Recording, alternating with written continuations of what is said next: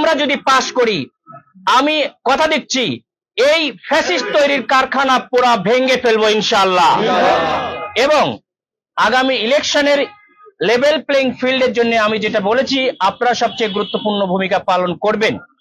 কারণ আমরা দেখেছি ঢেকি স্বর্গে গেলেও ধান ভাঙে, একটা কথা আছে।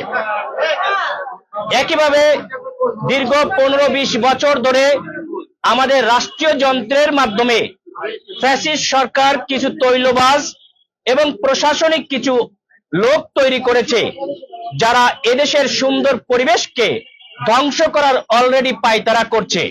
আমরা বিভিন্ন জায়গায় দেখেছি হাজার হাজার কোটি টাকার ঋণ খেলাপির নমিনেশন বৈধ হয়, ফ্যাসিস্ট আমলের কেসের বিনিময়ে নমিনেশন অবৈধ বলে ঘোষণা হচ্ছে।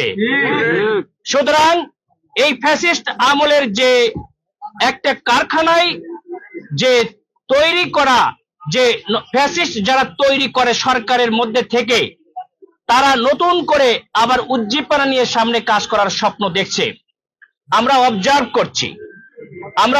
করছি ইয়ং জেনারেশন, তাদেরকে ক্ষমা করে তাদেরকে ভালো হওয়ার জন্য জাতি সময় দিয়েছে। যদি তারা ভালো না হয়, আগামীতে তারা এমন শাস্তির আওতায় আসবে, তাদের দেখে নতুন করে শিক্ষা নেবে। আর আমরা সরকারি ট্যাক্সের টাকার বিনিময়ে, জনগণের টাকার বিনিময়ে নতুন করে সরকারের চেয়ারে বসে কোনো ফ্যাসিস্ট হতে দেব না ইনশাআল্লাহ। এজন্য সকলকে সজাগ থাকতে হবে। এবং আগামীতে অন্য কোনো দলের পক্ষে যদি লেভেল প্লেইং ফিল্ড নষ্ট করার পায়তারা করা হয়, আমরা আশা করব আপনারা সাংবাদিকরা পজিটিভ নিউজ করবেন, সবসময় পজিটিভটাকে জেনারেশনের সামনে এগিয়ে নিয়ে আসেন। আপনারা নিয়ে আসেন যে একজনের আয় 3 কোটি টাকা, কিন্তু 3 কোটি টাকা কিভাবে আসলো, ট্যাক্স জমা দিল, সেই পজিটিভটা আপনারা তুলে নিয়ে আসেন না, তার ইনকাম বৈধ কিনা।